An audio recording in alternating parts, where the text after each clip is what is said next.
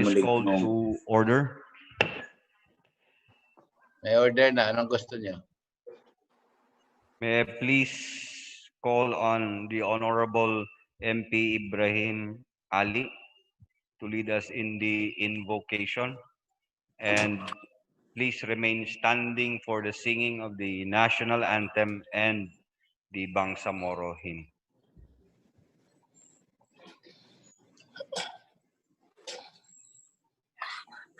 Amin ya Rabbal Alamin. Alhamdulillahi Rabbil Alamin. Ar-Rahmanur Rahim. Maliki Yawmiddin. Iyyaka na'budu wa iyyaka nasta'in. Ihdinas siratal mustaqim. Siratal ladzina an'amta 'alaihim ghairil maghdubi 'alaihim waladdallin. Amin. Allahumma waffiqna Allah lima tuhibbu tarda. Allahumma malik muradana ya Allah. اللهم اصلح لنا ديننا الذي هو عصمة أمرنا واصلح لنا دنيانا التي فيها معاشنا واصلح لنا آخرتنا التي لا يمادنا يا الله. اللهم اجعل اجتماعنا هذا اجتماعا مرحوما وتفرقنا من بعده تفرقا معصوما يا الله. اللهم ربنا آتنا في الدنيا حسنة وفي الآخرة حسنة وقنا عذاب النار. صلى الله على سيدنا محمد وعلى آله وصحبه وسلم برحمتك يا أرحم الراحمين والحمد لله رب العالمين.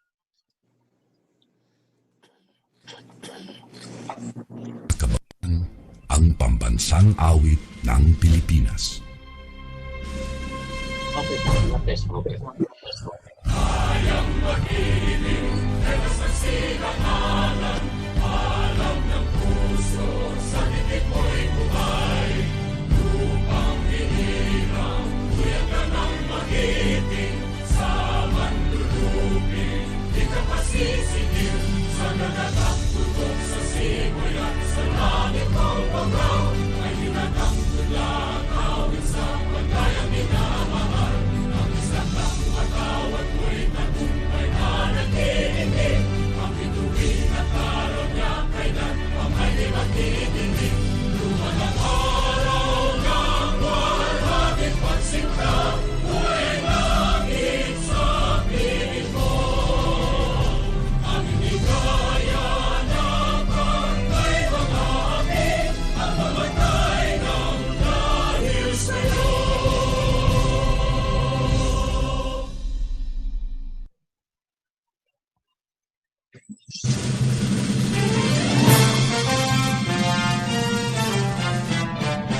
Simula noon hanggang ngayon, isa ang naging layon.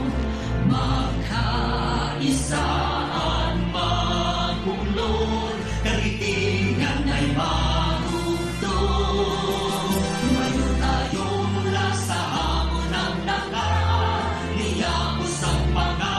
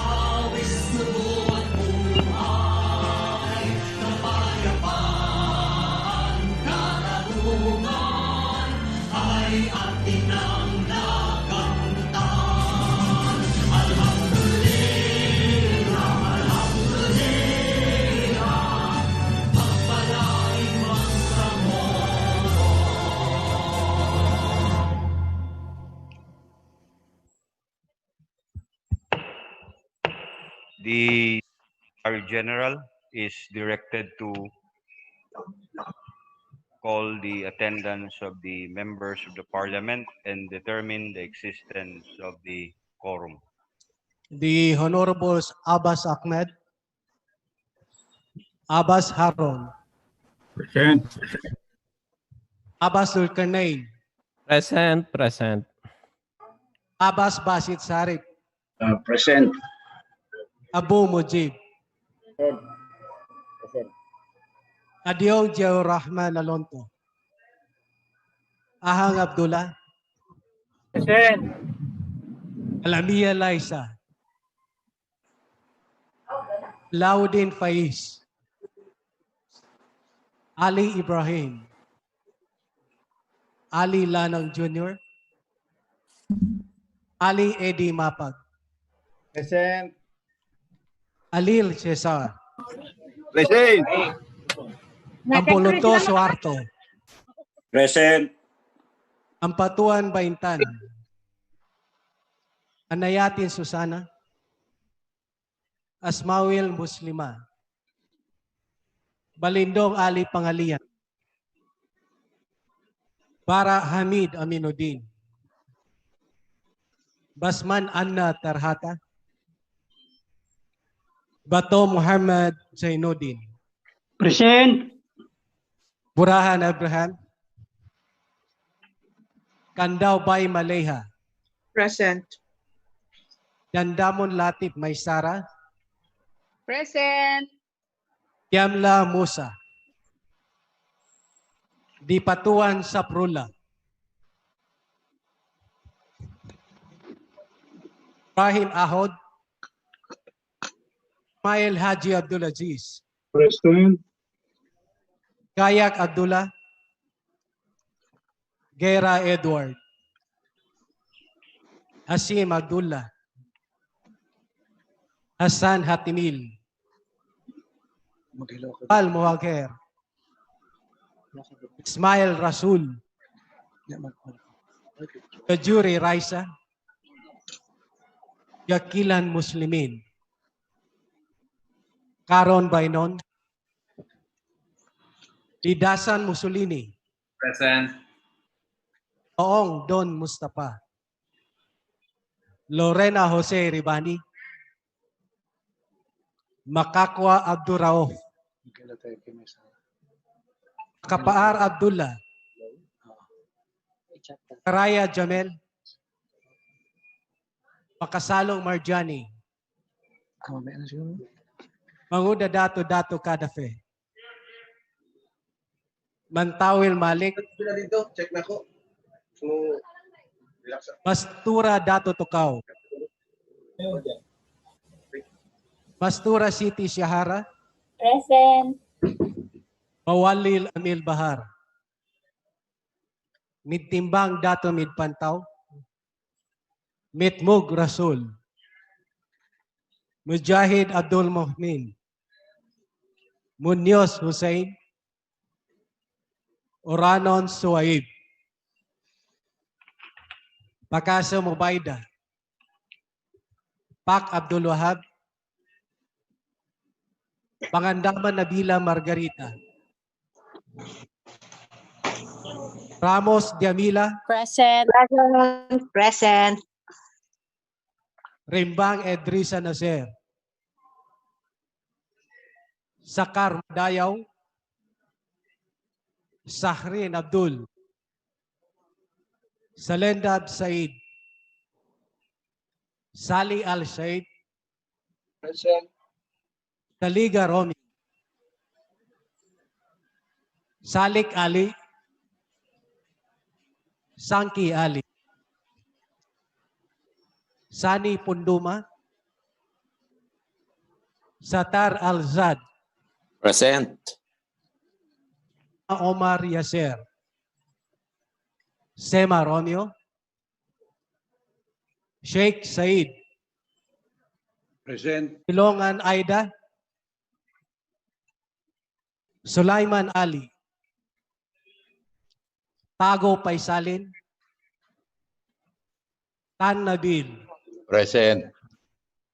Uja Sahi, Ulama Melanio,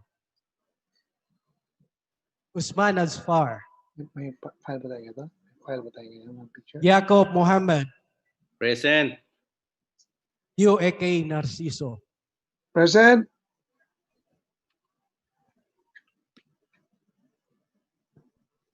Mr. Speaker, on the basis of the roll call, out of the 80 members of the BTA Parliament, 27 physically responded to the call and 28 responded via Zoom. Mr. Speaker, we have a total of 55 attendees, both physical and virtual. We therefore certify, Mr. Speaker, that there's presence of quorum. Thank you, Mr. Speaker. With 55 present both physically and via Zoom, and with the certification of the Secretary General as to the existence of a quorum, we may now proceed to today's order of business. Majority Floor Leader. Bismillahirrahmanirrahim. Honorable Speaker Ali Pangalan Balindong, honorable members of the Bangsamoro Transition Authority, staffs, visitors, Assalamualaikum warahmatullahi wabarakatuh. We are now on item number 6, reading and approval of journal of the previous session. And we have now the copy of journal number 34. Mr. Speaker, therefore I move to dispense with the reading of journal 34, number 34, and I further move for the approval of the same, Mr. Speaker. Mr. Chairman, Mr. Speaker. Is that an objection? No, Mr. Speaker, just a short remarks. We move to dispense with the reading and then another motion to approve the journal. Mr. Speaker. Yes. With the motion to dispense with the reading of the journal, duly seconded and without any objection, the same is hereby approved. With respect to the reading, Move for approval of the same, Mr. Speaker. there is a motion to approve the journal. Second motion. Seconded, there being no objection, same is hereby approved. Majority Floor Leader. Yes, Mr. Speaker, we proceed to the first item number 7, resolutions. May we request the Secretary General to read the first proposed resolution, Mr. Speaker. Secretary General is directed to read the title, proposed resolution number 124, including the name of the author and the co-authors. Mr. Speaker, on proposed resolution number 124, entitled "Resolution respectfully urging and or requesting the Chief Minister to issue an order memorandum directing all Muslim women employees of the Bangsamoro Autonomous Region in Muslim Mindanao, BARM, including local government units and other government instrumentalities, offices, agencies, units within the jurisdiction Bangsamoro Autonomous Region in Muslim Mindanao to wear proper hijab, veil during office hours." Author by Honorable MP P.D. Tago. Co-authors are as follows: the Honorables MP Ali B. Sulaiman, MP Ibrahim Ali, MP Abraham Burahan, MP Abdullah Makapaar, Basit Abbas, MP Muhammad Zainuddin Batu, MP Abdul Wahab Mpak, MP Nabil Eitan, MP Jose Lorena, MP Omar Yasir Sima, MP Alzad Satar, MP Abdul Muhmin A. Mujahid, MP Mudayo M. Sakar, MP Marjani S. Makasalong, MP Said M. Sheikh, MP Tukaw Umastura, MP Mimbantaw Midtimbang, MP Kadafi Mangudadato, MP Suharto Ambuludto, MP Sahi Uja, MP Punduma Sani, and MP Jamila Ramos. Mr. Speaker. Majority Floor Leader. Yes, Mr. Speaker, I move to refer this to the Committee on Rules, Mr. Speaker. Committee on Rules. Rules. Is there any second? There being no objection, the same is hereby referred to the Committee on Rules. Majority Floor Leader. Yes, may we request the Secretary General to read the next proposed resolution, the title and the authors. The Secretary General is directed to read the title of proposed resolution number 235, including the name of the authors and co-authors. Mr. Speaker, proposed resolution number 235 is entitled Resolution Expressing the Full Support of the Bangsamoro Transition Authority in the Issuance of Executive Order number 114 institutionalizing the Balik Probinsya Bagong Pag-asa program of the national government. Authors, the Honorables MP Engineer Baintan Adil Ampatuan Sese, MP Engineer Don Mustapalong, MP Amir Bahad Mawalil, MP Attorney Liza Masud Alamia, MP Attorney Suharto Ambuludu, MP Attorney Rasul Mitmog Jr., and MP Rasul Inderes Ismail, Mr. Speaker. Majority Floor Leader. Yes, Mr. Speaker, I move to refer this to the Committee on Rules, Mr. Speaker. Proposed resolution number 235 is referred to the Committee on Rules. Mr. Speaker, may we request the Secretary General to read the next proposed resolution? Secretary General is directed to read the title of proposed resolution number 256, including the name of the authors.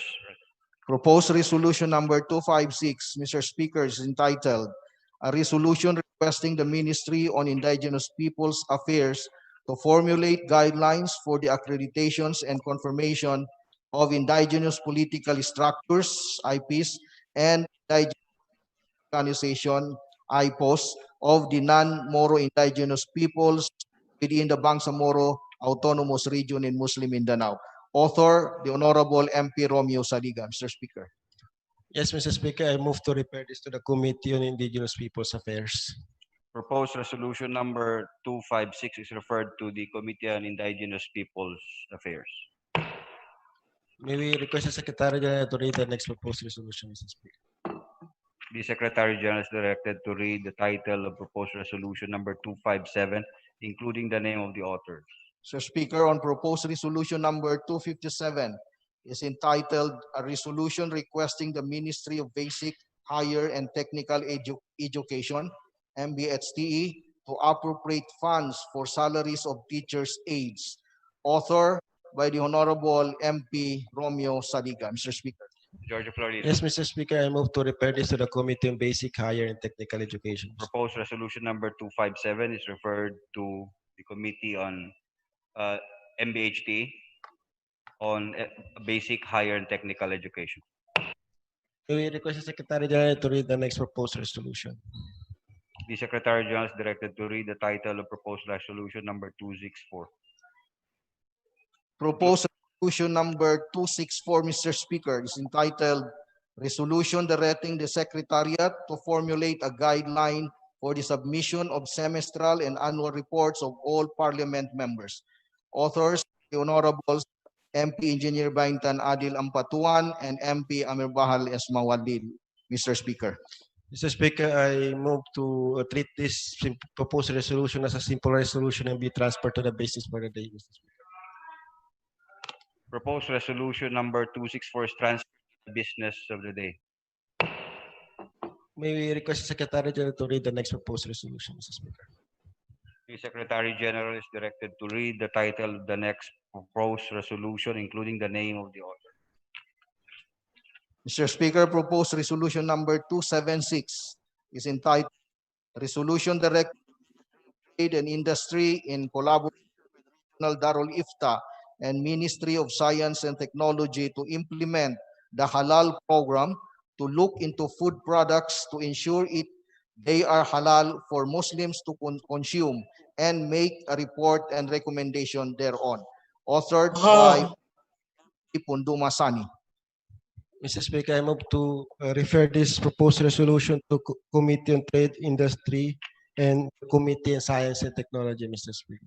Proposed resolution number 276 is referred to the Committee of Trade and Industry and Tourism and to the Committee on Science and Yeah, trap one and Conco. Yes, Mr. Speaker, may we request the Secretary General to read the next proposed resolution. The Secretary General is directed to read the title of proposed resolution number 277, including the name of the author. Proposed resolution number 277, Mr. Speaker, is entitled Directing the Committee on Trade, Investment and Tourism to conduct an inquiry in aid of legislation on the feasibility of designing a program providing regular capacity building trainings for start-up social enterprises in coordination with the Bureau of Cooperative and Social Enterprises. Author by the Honorable MP Attorney Maysara Kudya Dandamon Latif, Mr. Speaker. I move to refer this to the Committee on Trade, Investment, and Tourism, Mr. Proposed Speaker. resolution number 277 is referred to the Committee on Trade, Investment, and Tourism.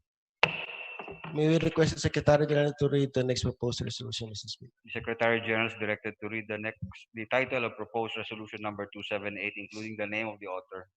Mr. Speaker, proposed resolution number 278 is entitled Resolution Calling for the Appropriate Ministry in coordination with the Bureau of Madaris Education to assist traditional Madaris in obtaining government accreditation and to institutionalize a support system for their development.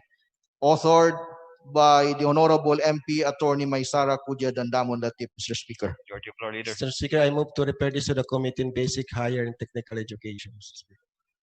Proposed resolution number 278 is referred to the Committee on Basic, Higher, and Technical Education. May we request the Secretary General to read the next proposed resolution? The Secretary General is directed to read the title proposed resolution number 279, including the name of the author. Mr. Speaker, proposed resolution number 279 is entitled Resolution Directing the Ministry of Social Services and Development with the assistance of the Ministry of Interior and Local Government to begin the process of accreditation of orphanages located in the Bangsamoro Autonomous Region in Muslim Mindanao.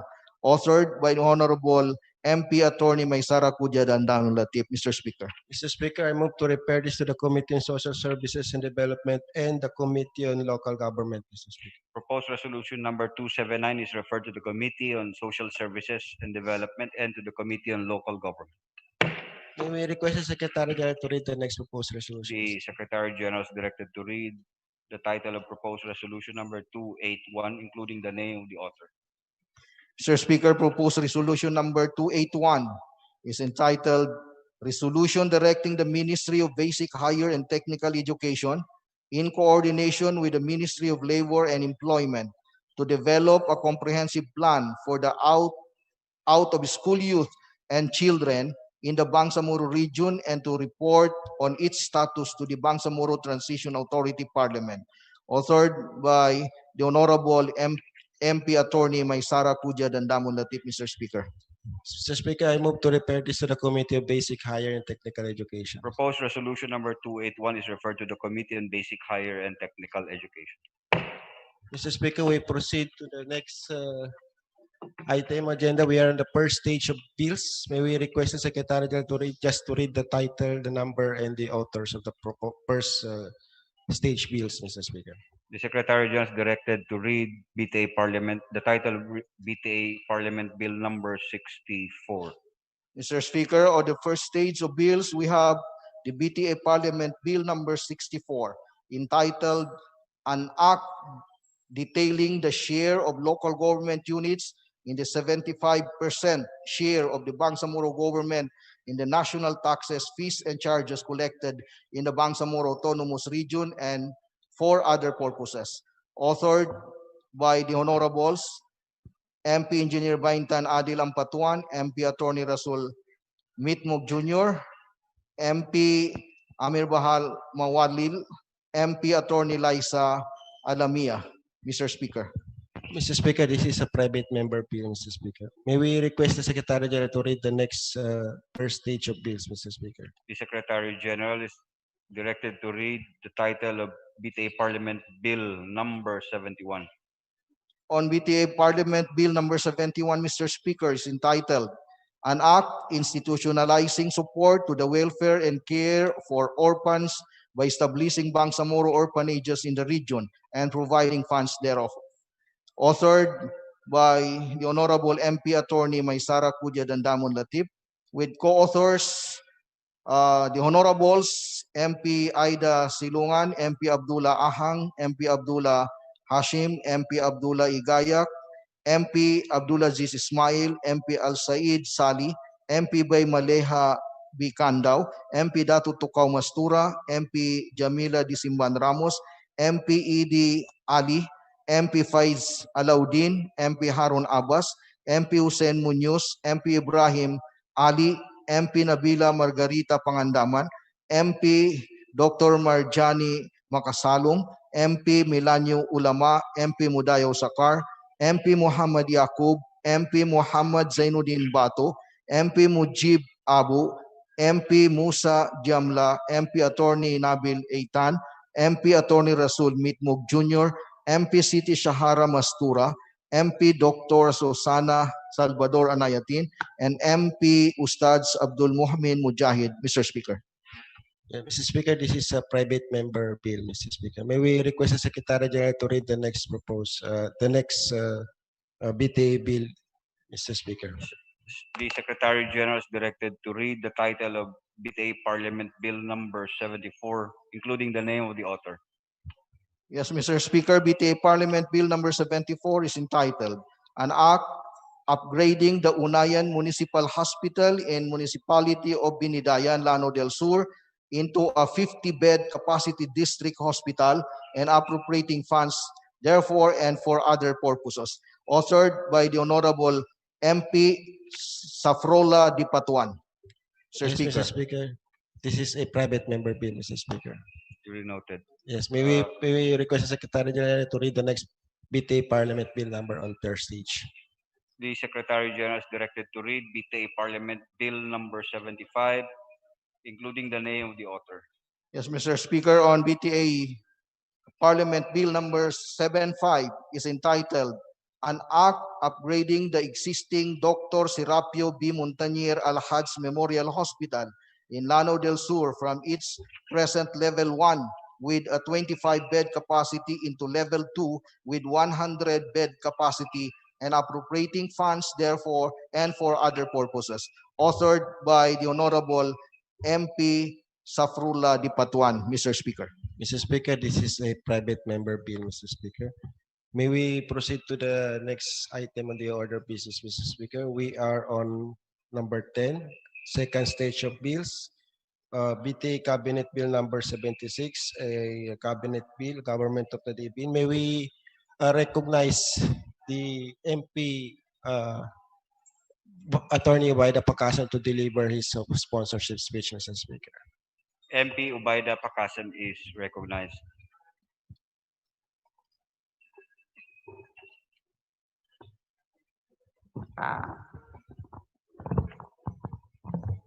A'udzu billahi minasyaitonir rajim. Bismillahirrahmanirrahim. Assalamualaikum warahmatullahi wabarakatuh. Honorable Mr. Speaker, my esteemed colleagues, ladies and gentlemen, good afternoon.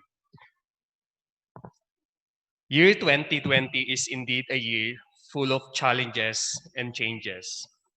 Having successfully passed fiscal year 2020 Bangsamoro Appropriations Act last year, we started this year full of hope and courage to further traverse the transition period while we continue to perform our ultimate mandate to be of service to the Bangsamoro people.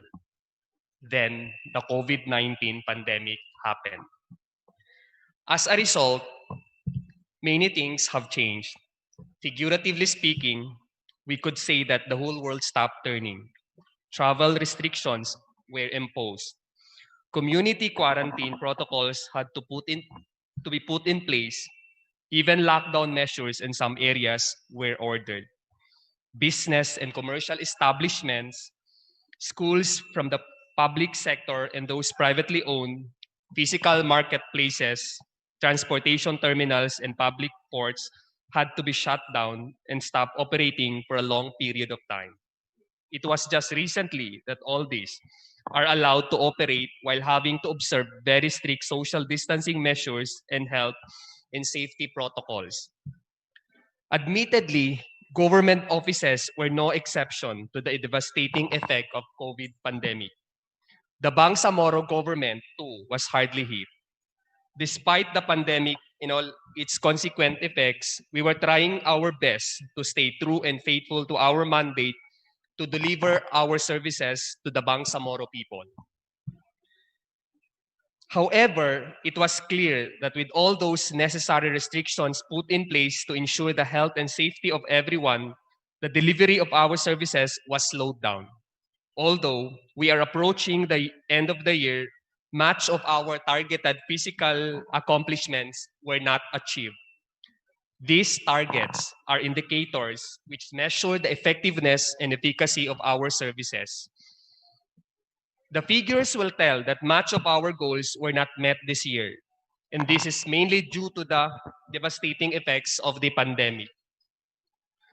Correlatively, on the financial side of this matter, much of our budget remains to be utilized.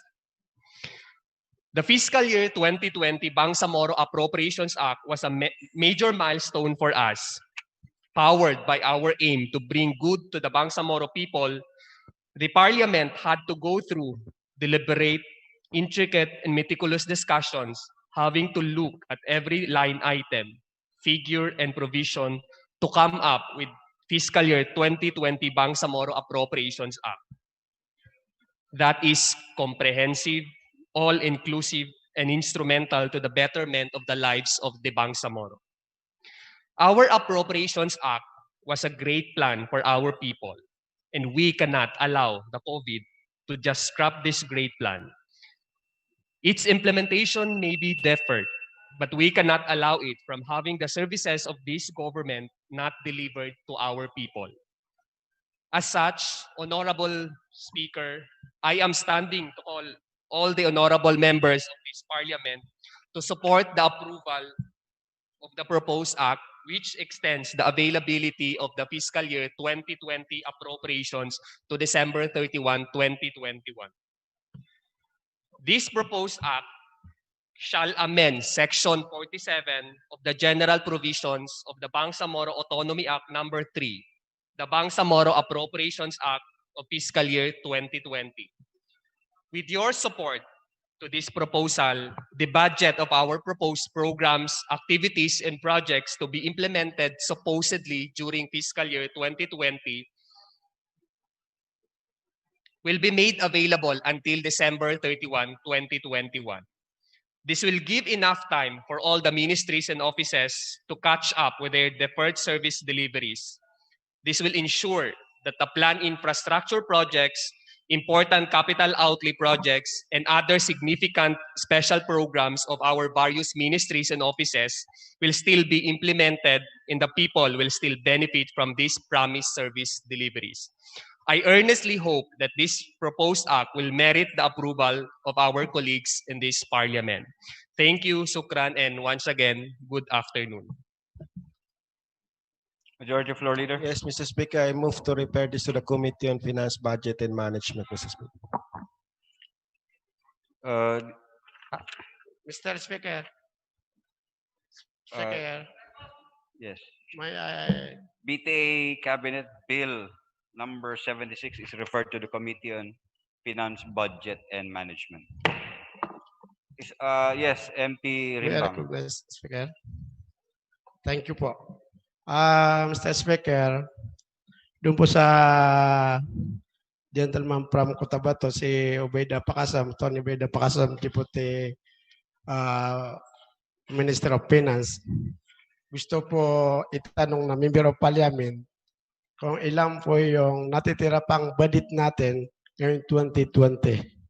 Para po may doon po tayo idea, Mr. Speaker. Thank you po. Yes, Mr. Speaker. Yung savings po natin, ang tinatanong ko po, Mr. Speaker, Yes. yung savings po natin ngayon 2020 po. Will the yes. Majority Floor Leader, what is your ruling on the Yes, matter? Mr. Speaker. Finance. Yeah. Finance. Yes. 1 minute suspension, Mr. Speaker. 1 minute.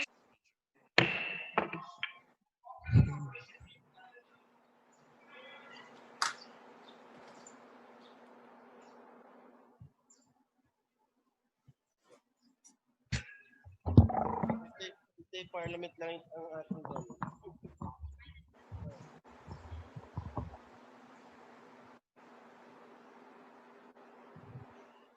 Yes. The good gentleman may assist in the committee hearing, Mr. Speaker. Majority Floor Leader.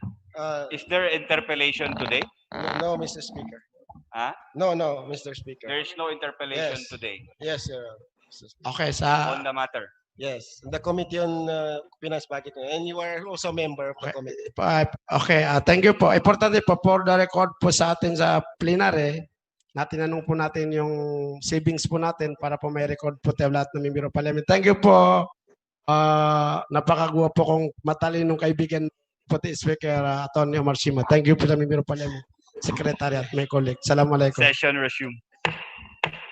Yes, Mr. Speaker, we proceed to the next order of business in the year on the unfinished business. We are now on the proposed resolution number 288. I believe this was the discussion yesterday. The principal author is MP Ali. Yes, before MP Zia will defend the proposed resolution, Mr. Speaker, may we allow MP Ali to have a manifestation on a particular issue. What is the parliamentary status? This is on a period of interpellation and debate, Mr. Speaker. Mr. Speaker, You are recognized, sir. Assalamualaikum warahmatullahi ta'ala wabarakatuh, Mr. Speaker. I have requested Brother MP Jiaur Rahman Adyong to say my piece on my sponsorship speech. And I think Brother MP Zia is in the session hall, Mr. Speaker. Mr. Speaker, as I said a while ago, the good MP Eddie Ali would be given an ample time to read his resolution will be defended by MP Zia Rahman. The Honorable MP Ali can proceed in reading his speech. Mr. Speaker, I have already requested Brother MP Jiaur Rahman Adyong to read my sponsorship speech, Mr. Speaker. We'll allow you to read your sponsorship speech. However, during the interpellation, it will be MP Adyong who will be defending the resolution.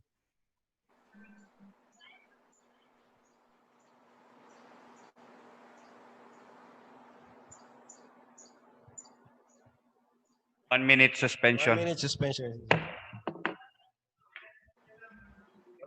Session resume.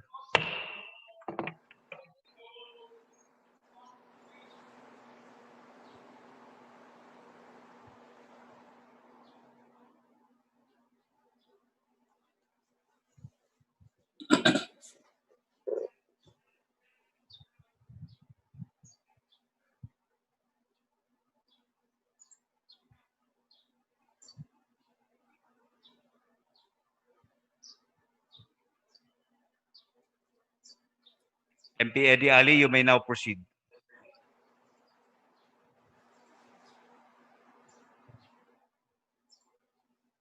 Nakamute. Okay. Mr. Speaker, Bismillah, Alhamdulillah, wassalatu wassalamu ala Rasulillah. Our distinguished speaker, esteemed colleagues, ladies and gentlemen, Assalamualaikum warahmatullahi ta'ala wabarakatuh. It is a time-honored tradition of any respectable nation to pay tribute to the distinguished accomplishments of its constituents, especially of significance, as what this humble representation is proposing this august body takes cognizance of today. The very heart of our struggle has always been self-determination, or the assertion of our unique identity as a nation. At the very root of that Bangsamoro identity is our Islamic faith. It has always been one of the three pillars of this struggle: Ula, Bangsa, and most importantly, Agama. Alhamdulillah, the establishment of that pillar has been enshrined in the Bangsamoro Organic Law when it states in Section 4, Article 9, that the customs, beliefs, and traditions of the Bangsamoro people are hereby recognized, protected, and guaranteed. From the time Sheikh Karim Ol Maktoum, Rahimahullah, arrived and docked his ship in Tubig Indangan, Simunol, Tawi-Tawi, the Bangsamoro people has been learning, reciting, and living their lives in accordance with the teachings and principles of the Quran. It was the only textbook then that shaped our identity and molded our spiritual, intellectual, and moral being. Its recitation is not only an exercise of aesthetic symphony, but a divine experience of spiritual enlightenment and guidance. Since then, our nation has been blessed with individuals with the remarkable ability to master the art of tajweed or sciences of its recitation. Our people has learned this book, embodied it, and made it part of our identity. MashaAllah, the Bangsamoro Quran reciters have been winning top placers in international Quran reading competitions for around half a century since 1969. This has garnered honor and strengthened the Islamic faith in our region. This humble representation from the islands where Islam first entered our shores urges this august body to recognize these top-ranked Bangsamoro men and women Quran reciters who have represented the country in various international Quran reading competitions, and for having brought our nation and region great honor and pride. Allahu Akbar, Allahu Akbar, Allahu Akbar.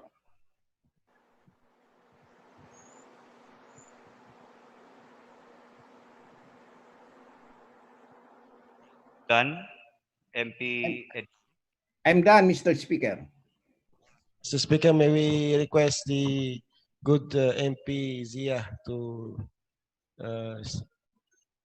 lead this in the period of interpellation and debate. May we respectfully recognize MP Maintanang Patuan to be followed by MP Ali Sanki. Allow two interpellators for today. Two interpellators. Thank you, Mr. Speaker. Am I recognized? Yeah, you are recognized. Thank you, Mr. Speaker, for having the privilege to be one of the two interpellators for today.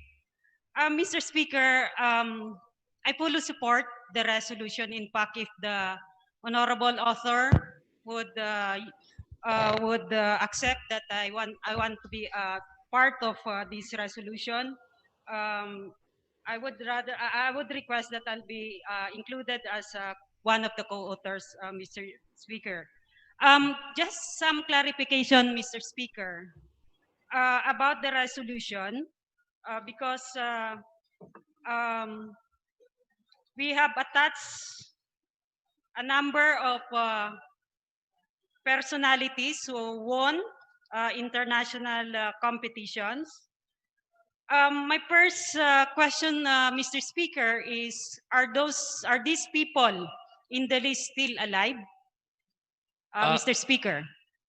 Well, Mr. Speaker, I do not assume to know the whereabouts and whether these the personalities listed below are still alive or not. But insofar as providing a recognition to what they have earned and they deserve, there are, if the lady is contemplating on providing certain a token.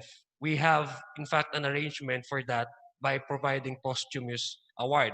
But as to the whether they are still alive or not, that I cannot provide an accurate answer, Mr. Speaker. Thank you, Mr. Speaker. I think that's a very good clarification because if the award is already uh, dead, then we issue a posthumous certification. Um, my next question, Mr. Speaker, actually I have only two remaining. My second question, Mr. Speaker, is the recognition covers champion up to top, I think top 8, Mr. Speaker. Um, will it not, Mr. Speaker, I think having landed in the champion is worth recognizing. Indeed, it's an international. But 8th placer, Mr. Speaker, for me, needs some justification on why we include it or equate it with those champions, Mr. Speaker.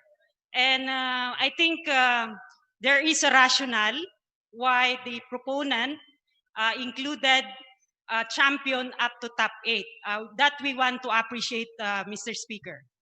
Mr. Speaker, on this note, Mr. Speaker, I would personally open to any suggestion coming from the floor if the lady from Maguindanao wishes to limit the recognition of all those who participated in the international Quranic reading to champion those who have garnered the championship title, then I personally would amenable to that. Although the contemplation of the resolution, Mr. Speaker, is to provide recognition to all those who have labored in representing the region in the Philippines in this prestigious international competition, Mr. Speaker. Mr. Speaker, I don't really have any objection. I just want to know the rationale. And the good gentleman mentioned that in recognition that they represented the country in international competition. And that's all right with me, Mr. Speaker. My last clarification, Mr. Speaker, is we say recognition. When we say recognition, even though that we will just award a plaque or certification, it would entail some amount.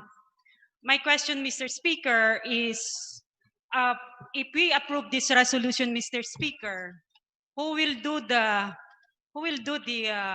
activities related to this, Mr. Speaker? Yeah, Mr. And Speaker. because it involves resources.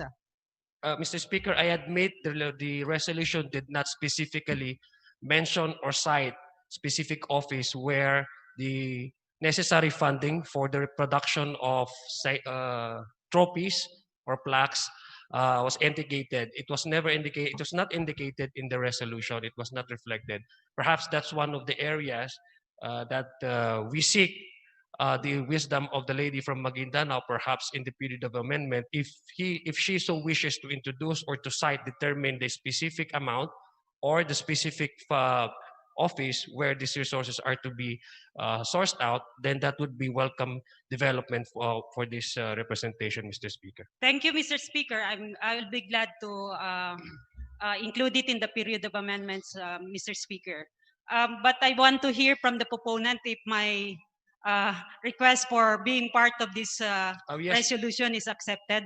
Mr. Speaker, definitely granted. In fact, Mr. Speaker, the original proponent of this resolution wishes all members to be included as either co-authors or authors. Anyway, Thank you very much, yes. Mr. Speaker. Thank you, Mr. Speaker. MP D. Ali. Mr. MP Ali Sanki. May we allow other Mr. Speaker to interpret? MP Ali Mawalin, Sanki is recognized. MP Paisalin Tago, Mr. Speaker. And I will give a chance to MP Paisalin Tago later. MP Paisalin Tago will be the last interpolator.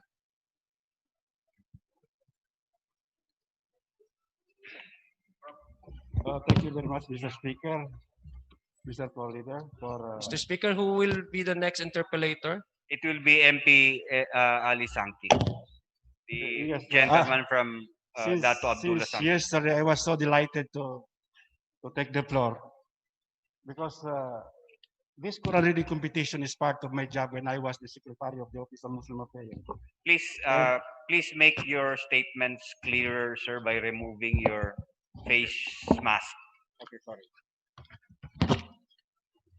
I was so delighted reading this resolution number 288, considering that I have a historical background on the Quran reading competition. And I will no longer delve on the whereas provision of this resolution. I would like to go directly by saying that I appreciated the proponent of this resolution and that I hope I can be part of the author. Now, looking back into this Quran reading competition, I was fortunate to have handled the Quran reading competition, and as pointed in this resolution, it said that this competition, reciting competition, for around half a century since 1969. And the government under SPDA then took hold of the Quran reading competition in 1976. Before 1976, our participation in the international Quran reading competition was purely a private affair. And that the delegation that we sent to participate in Malaysia were solely shouldered by the private sector. And that when SBA came over, I was tasked to handle the Quran reading competition. And in fact, I was sent to Malaysia in 1976, primarily to make a study on how a government can sponsor and participate in that international gathering. And that, in fact, I posted for a while, Mr. Speaker, I posted on April 11, 2015, the history of the Quran reading competition in the Philippines. And I was relating to this resolution, the list of names of winners. And I found out that two of those contestants during my leading the Quran reading competition were named Sandigan Magdara. Actually, the name was Sundigan Magdara, not Sandigan Magdara. It was a lady who got second place in that international competition. And the male contestant was number 4 out of more than 60 countries. And that he's supposed to be the top winner, but he got the drawing of the lot, he got the most difficult verse. And then just to further enlighten on the history of the Quran reading competition, the Philippine, I would like to read here my justification. I'm sorry to cut you, sir. We are waiting for the question to come out. Some of your manifestations can be taken up during the period of amendment. Yes, but Mr. Speaker, I just would like to share some thoughts because as I was reading the whereas provision, remember that this involved allocation of government money, and sometimes they misconstrue that Quran reading has some religious connotation, and that therefore, since we have this separation of church and state, we cannot spend government money for something that has something to do with religion. So in my narration, I would like to justify that spending money for the Quran reading competition may not be a violation of the separation of church and state. And that I think the parliament members will share my view that we have to justify spending some government money for this kind of activity, which we will conclude as not a religious affair. And that can be justified by my reading of my historical background. A very short moment, Mr. Speaker, if I may be allowed to read it. The Philippine Muslims had been participating in the international Quran reading competition, duly supported by the government, not as a religious program, but as part of our cultural enhancement activities, since there can be no competition in religion, but rather only in its promotion as a cultural endeavor in consonance with the Philippine separation of the church and state policies. The Philippine Muslims, through the Southern Philippines Development Authority, first participated as duly sponsored cultural endeavor when we sent the first official Quran reading contestant in 1976 in the international Quran reading competition, which they called Musabaka Antarabansa in Kuala Lumpur, Malaysia, where we sent a male and a female contestant. I was then working with SPD under its chief executive officer Administrator Abdul Karim Sidre, where I was sent as head of delegation with specific instruction to draft the mechanics of the Philippine Quran reading competition. And upon my return in that international competition, the Philippine Quran reading contestant made a very good mark. Our female contestant, a very young lady named Sundigan Magdara, not Sandigan Magdara as indicated in this resolution, Sundigan Magdara, got second place, and our male contestant, Ustad Hassan Noor, got fourth place. Actually, he became a champion in Libya as he got the drawing lots verses to be read, the most difficult in the contest. But our male reader was the talk of the audience and the different country delegation as very good reader against the Arab-speaking Middle East countries contestant that included the best readers of Iran, Saudi Arabia, Libya, Turkey, and others.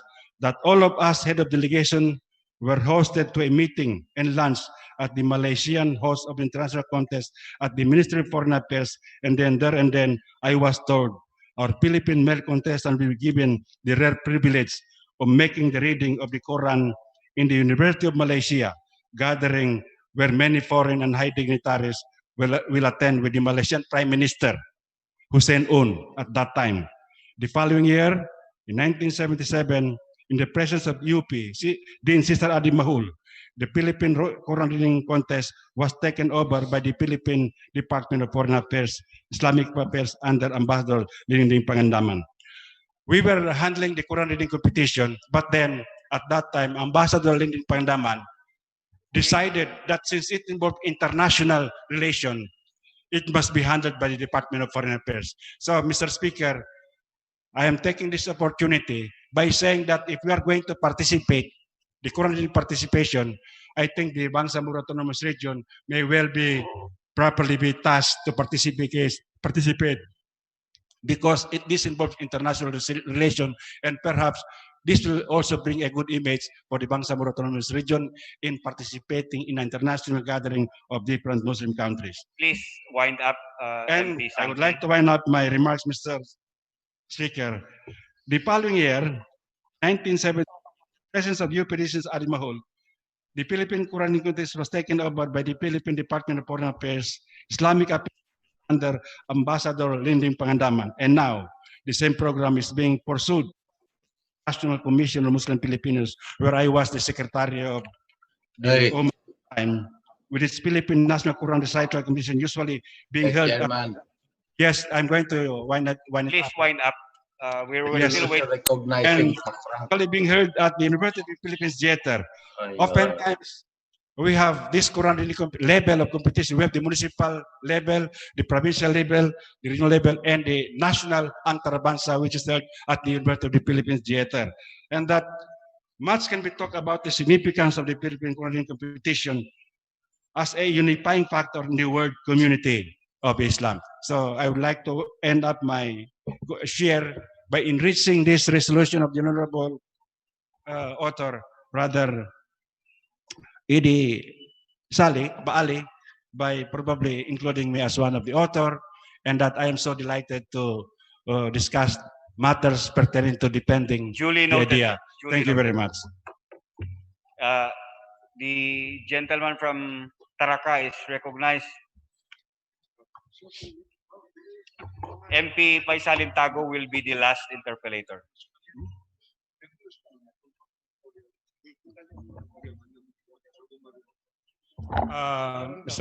Chairman, Speaker, point of order, Mr. Speaker. Yes.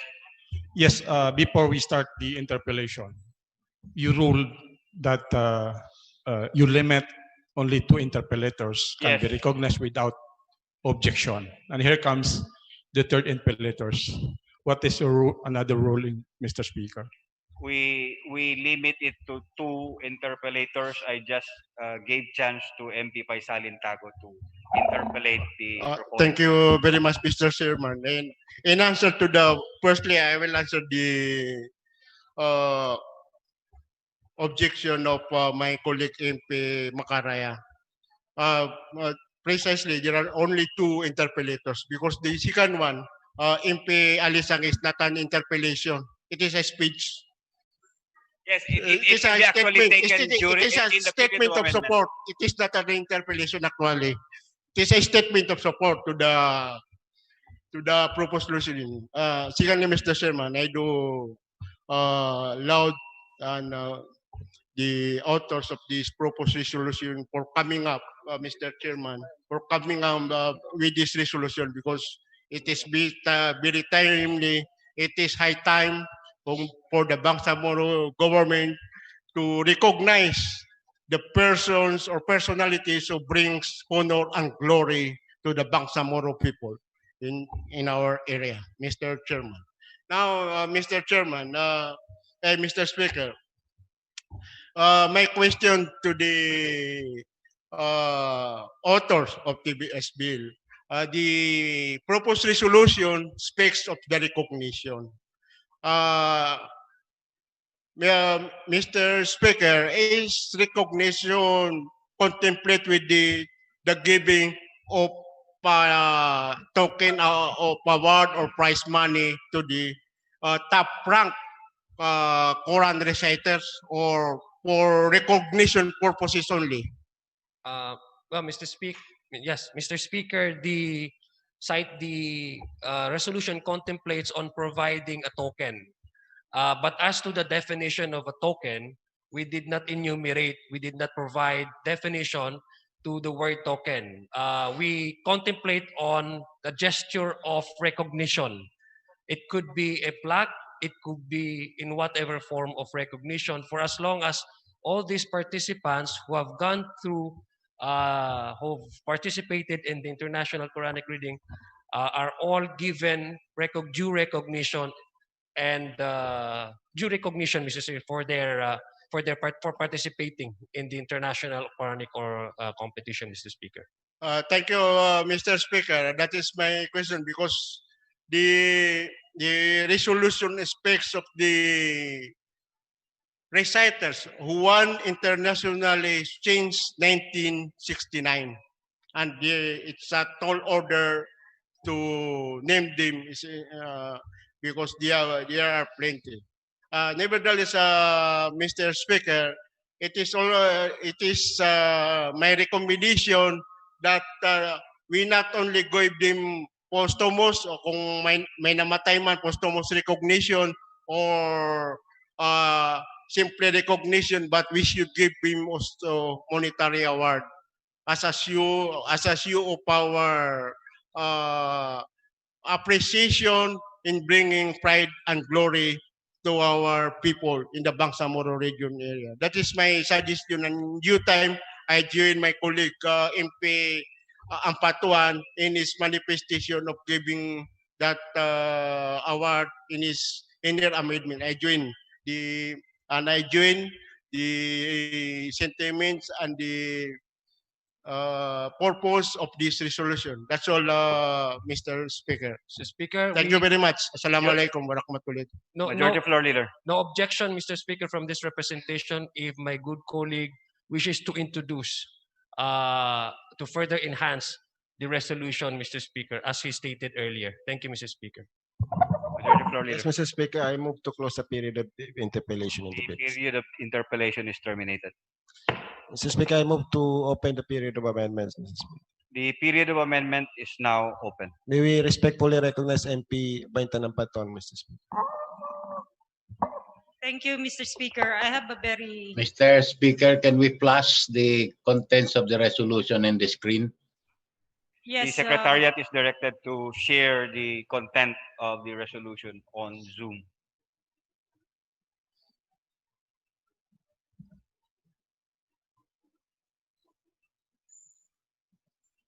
Thank you, Mr. Speaker. My only amendment is on the resolved further portion of this proposed resolution. I want to insert specific office that will take care of this under the office of the Chief Minister, Mr. Speaker. And can we go to the resolved further provision? The last part, after the names. For a while, the video or the presentation hang.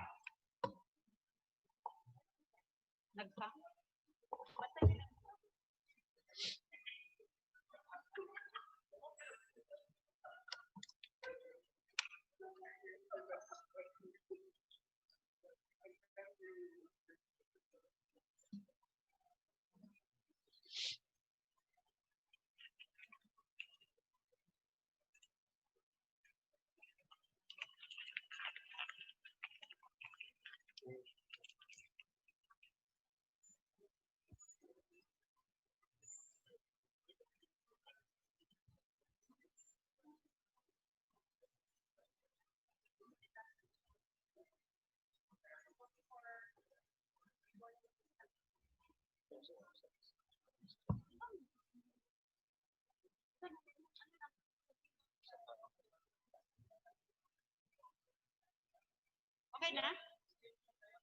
Okay na? You may now proceed, Yeah, MP thank Bayintan. you, Mr. Speaker.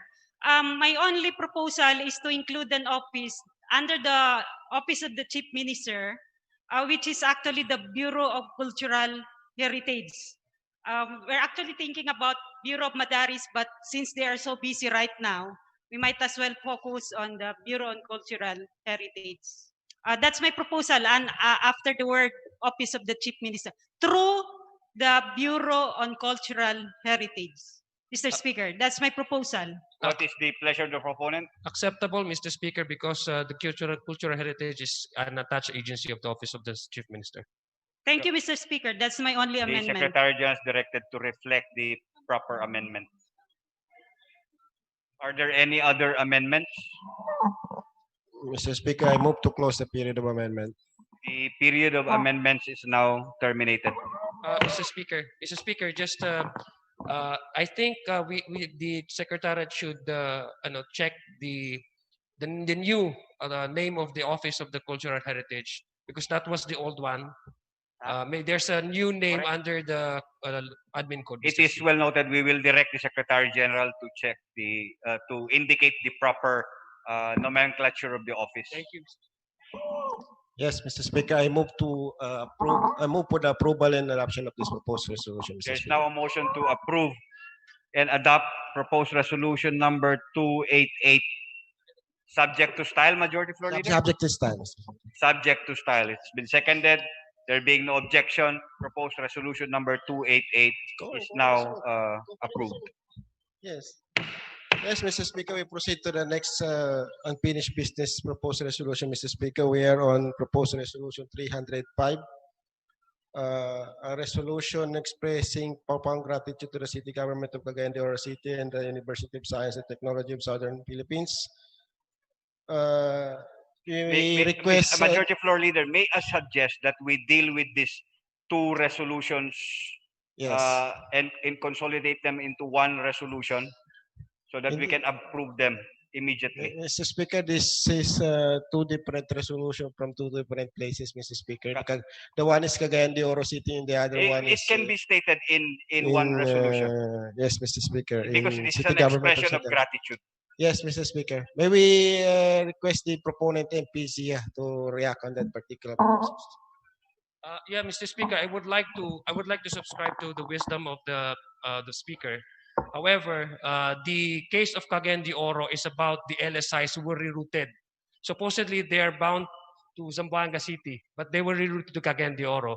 In the case of San Juan City extended help to gather all the students abroad. Those students who are Bangsamoro students, especially who are who are enrolled in the madrasa in Saudi Arabia, assisting them in terms of transportation and sending them to the airport. So these are two separate occasions, happened at two separate time with two different cases, Mr. Speaker. So I believe we cannot put that in one resolution. I think it has to be approved separately also, Mr. Speaker. I will abide by the Thank you. wisdom of the Thank you very Majority much, Floor Mr. Leader. Yes, Mr. Speaker, I move to open the period of debate and interpellation, Mr. Speaker.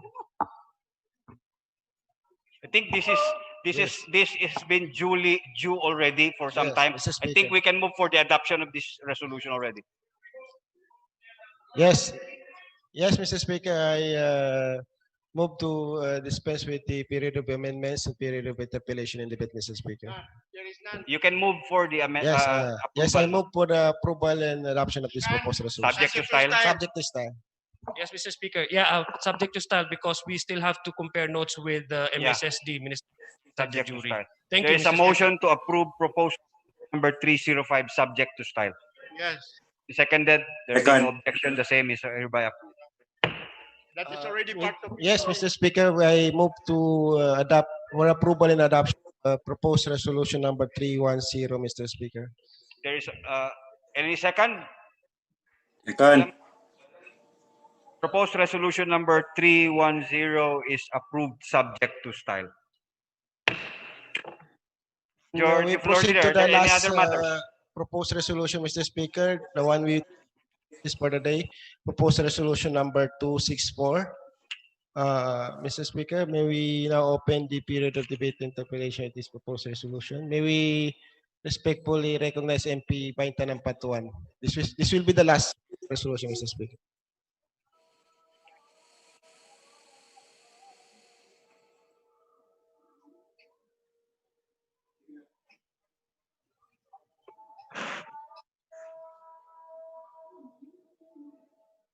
Thank you, Mr. Speaker. Am I recognized? You are. Mr. Speaker, we filed this resolution last July 22, 2020, Mr. Speaker, at the height of the COVID, I think. Mr. Speaker, the rationale of why we filed this resolution is we observed that some of us are reporting, preparing the reports, but there is no consolidated report for the BTA as a parliament, Mr. Speaker. And for the secretariat to be guided with what will be the content of the unifying content of the report, there should be a framework that should be formulated by the secretariat for us as members of the parliament to be guided in our regular reporting. That is semestral and annual reports, Mr. Speaker. That's the rationale of this resolution. And this is very timely, Mr. Speaker, because we're ending the year and we need really to prepare our 2019 and 2020 annual reports. What is Majority Floor Leader? If there is no one who would like to interpolate and debate, Mr. Speaker, I move to adopt. MP, may we respectfully recognize MP? Mr. Chairman, Mr. Speaker. MP Nabiltan? Yes. We followed by MP Nabiltan. I'd like to avail of the time to make some clarifications. If the gentlewoman will yield. Mr. Speaker. Thank you. Thank you. May I just be clarified? I have not read the resolution actually. Pardon me for that. But may I just be clarified if this will be on an individual basis and if this will be obligatory? Yes, Mr. Speaker. If the resolution will be adopted by the Parliament, it will be obligatory on the part of each of the member of the Parliament to prepare report, have it submitted to the Office of the Speaker for the Secretariat to consolidate a report of the Parliament, Mr. Speaker. That will be the basis of the consolidated report of the Parliament, Mr. Speaker, because under the law, under the BOL, our offices or the BTA, Bangsamoro Transition Authority, is required to submit report to the Office of the President. Thank you, Mr. Chairman. Have the BTA not submitted any report since 2019 to the Office of the President?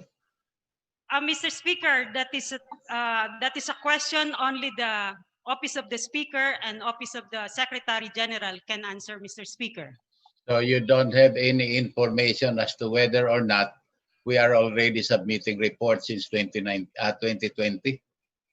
As of now, Mr. Speaker, my only reference to what we are doing right now is our website, Mr. Speaker, because I have not seen any annual reports coming from the BTA as a parliament, Mr. Speaker. May I interrupt for a while? Yes, sir.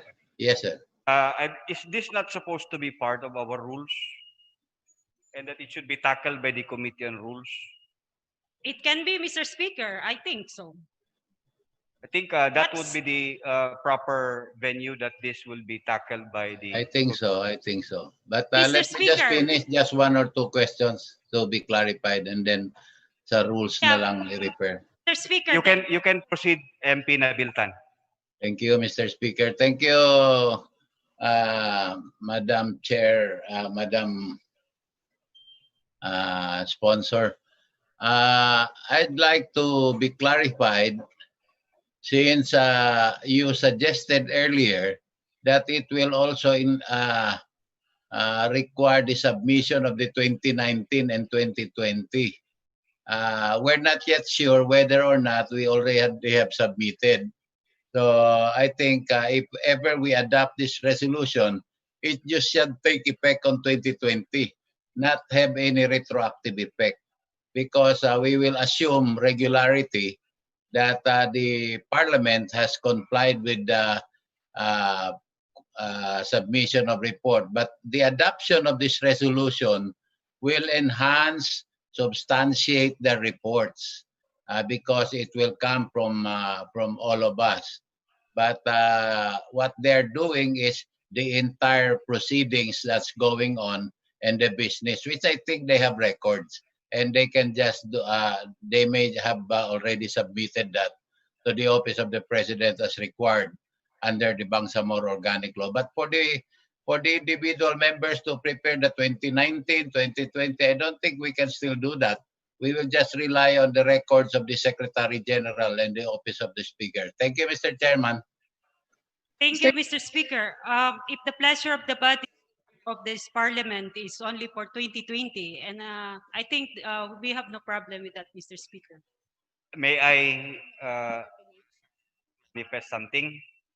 I think it would be unfair for us to submit reports on 2020, also considering some of us have not really come out because of the pandemic. Maraming naipit, maraming hindi nakalabas. Ang 2021 na lang. ang naging performance ng ibang MPs dito yung distribution. Oo nga. Nag-relief na lang. I agree with you, Mr. Speaker. I think this should be tackled properly by the Committee on Rules. Mr. Speaker. We approve the resolution. We approve the resolution, but we refer it to the Committee on Rules. Mr. Speaker. 1 minute suspension. 1 minute suspension. How is that?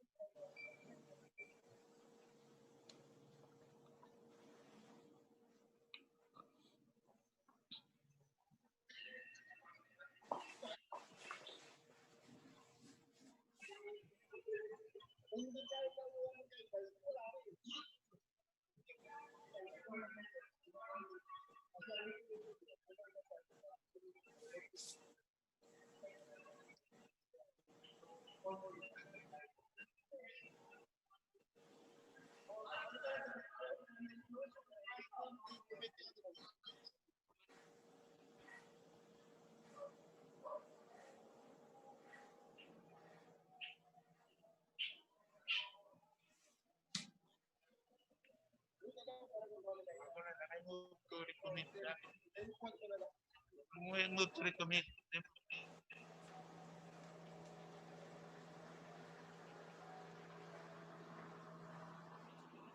Maraming pag-uusapan yan. May Sara.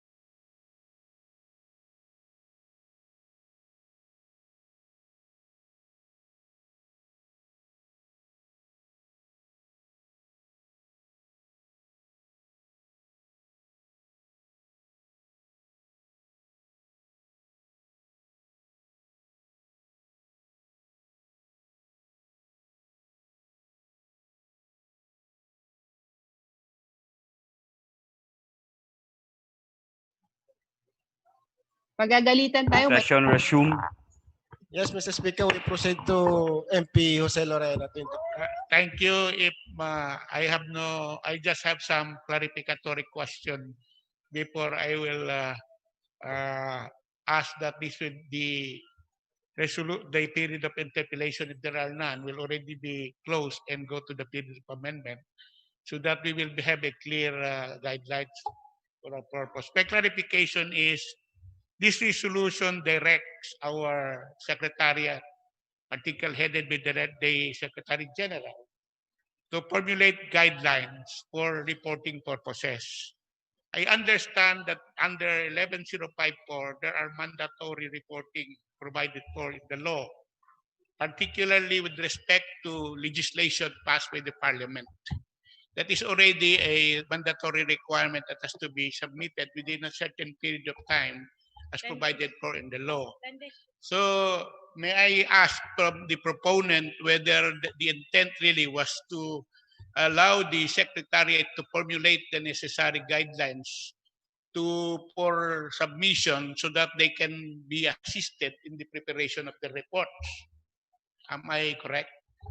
Mr. Speaker, you're right that as a parliament, we are required, the Speaker of the Parliament shall within 10 days, working days from their approval, submit to the President and to the Congress, Congress of the Philippines certified copy of all the laws and resolutions approved by the Parliament. That is a given mandate, Mr. Speaker. But aside from that, Mr. Speaker, what I'm contemplating, and what we are contemplating actually, Mr. Speaker, is a comprehensive report, not just the laws that we pass, but including all other activities that the Parliament have undertaken, Mr. Speaker. It's a consolidated report. All of us are stakeholders to that report as member of the Parliament, Mr. Speaker. Yes, in the preparation of the report, do I assume that the head of the Parliament, the Speaker, will be the signatory to that report? Yes, Mr. Speaker, being the head of the Parliament, Mr. Speaker, supposedly, it is the Speaker that shall prepare and submit to the Office of the President the report, Mr. Speaker. With that response, I would submit I hope that the reporting will be prospective, because even in law, we cannot go back beyond the approval of the resolution. So the idea is prospective. So in the period of amendment, I will introduce some amendments if the proponent will allow. So if the proponent will allow, I would like to manifest, unless of course there are others who want to raise some Mr. issue. Speaker. I would like to end my interpellation by saying that I have an amendment to introduce in the Mr. During Speaker. the period of amendment. Mr. Speaker. I will only allow 2 interpellators on this matter. Thank you, Mr. Speaker. I'm the number Yeah, 3. for record purposes, Mr. Speaker. Is that an interpellation?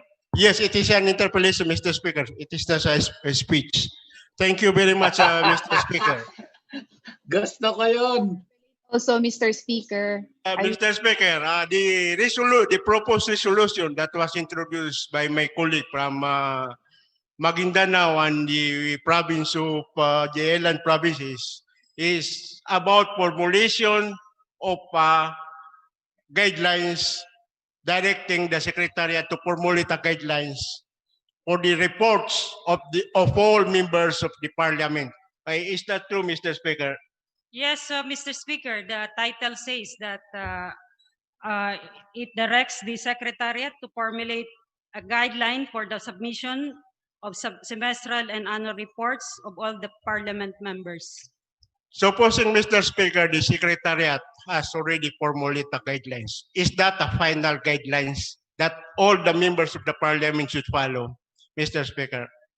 Mr. Speaker, on the assumption that there will be a prepared guidelines, it should be concurred or approved by the Speaker, being the head of the Parliament, Mr. Speaker. By the Speaker only, or the entire membership of the Parliament? Mr. Speaker, I don't think that all members of the parliament should approve that because it's very hard. Actually, this is just a guide to all of us. What are the basic contents of a particular report? If I may explain, Mr. Speaker, what could be the potential content of the guidelines, Mr. Speaker. One is background of the area you are serving. Second is your physical and financial highlights of your physical and financial accomplishments. If you have other district activities that you want to highlight, it can be part 3 of your report. Other activities you want to highlight can be part of other activities. So that is a very basic requirement for each of the member of the parliament. And I believe that all of us have our own activities and we want it to be part of the whole report of the parliament, Mr. Speaker. I understand that, Mr. Speaker, but because my colleague, Mr. Speaker, speaks in the accomplishment aspects of other activities.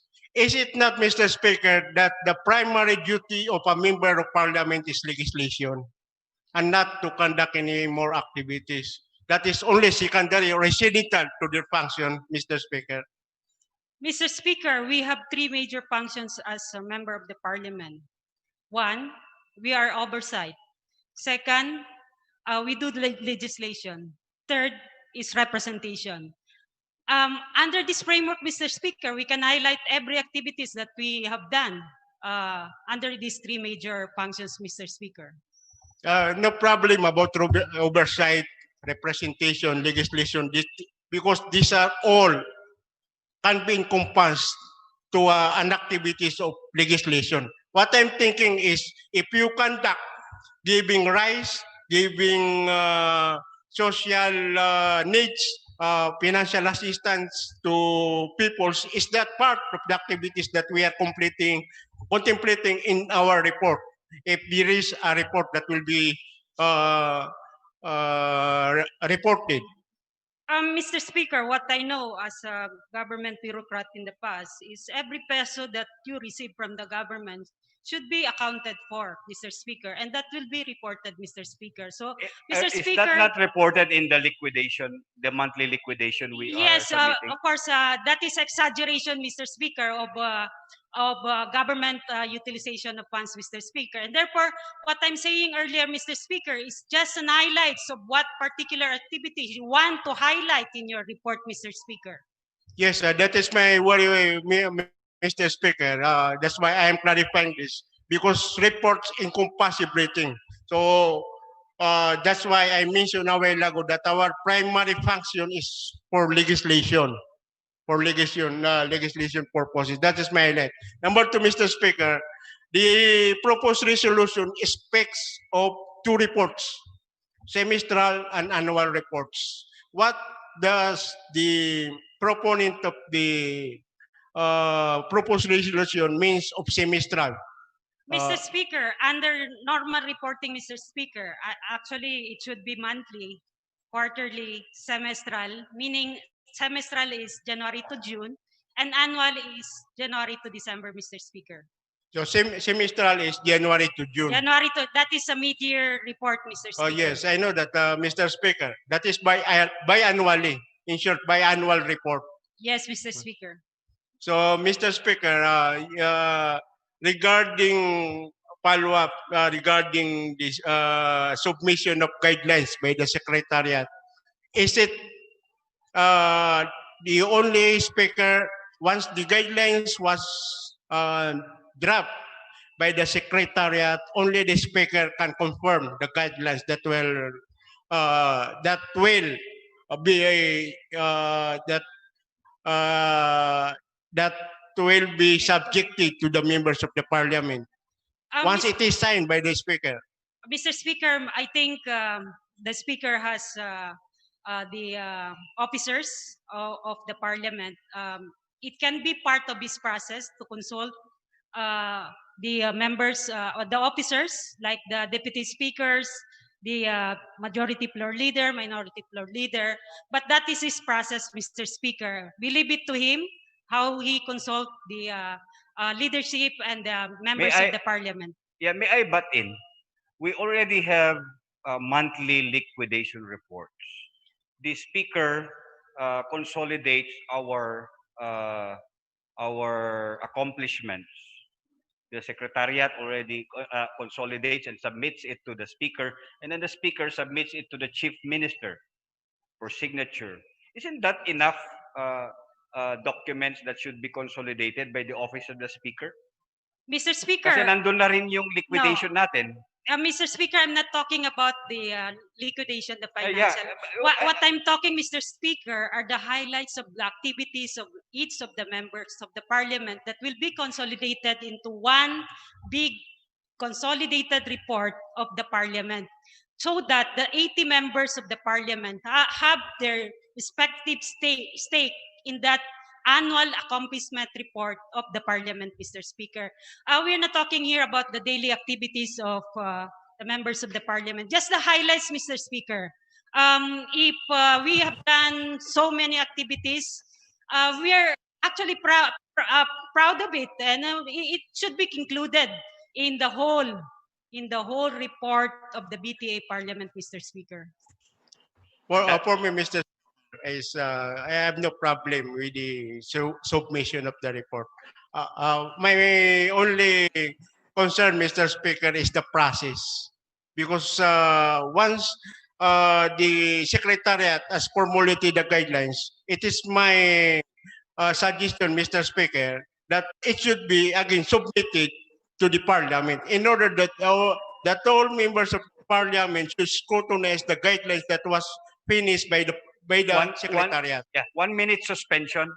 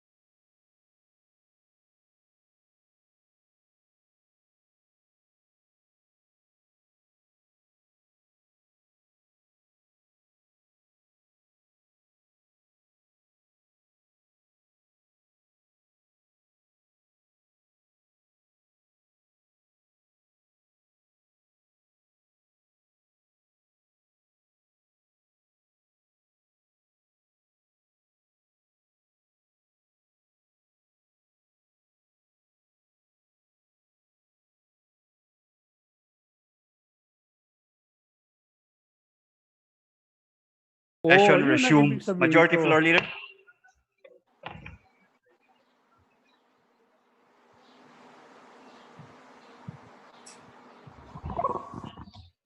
Mr. Speaker, considering that we are almost 3:30 to have an asar prayer and upon consultation with other members of the parliament, I move to defer this resolution for further discussion and deliberation together with the office of the speaker, Mr. Speaker. Mr. Speaker, may I know the reason why we are deferring the resolution, Mr. Speaker? Yes, for further discussion and deliberation among the members of the BT as well as the office of the speaker to form. And this will be further discussed in the next session, Mr. Speaker. Yes, Mr. That's a Speaker. commitment. Yes, Mr. Speaker. Thank you, Mr. Speaker. Speaker. The deliberation on committee report on resolution number. It should have been referred na lang to the Committee on Rules. Committee on Rules. Magsalita ka, May. Anong resolution number yan? Mr. Speaker. 264. The deliberation on committee 264. resolution number 264 is hereby deferred for further deliberation and conversation with the speaker. Mr. Speaker, I move to adjourn this session until the next regular session, Mr. Speaker. Session is adjourned until the next plenary session. Second.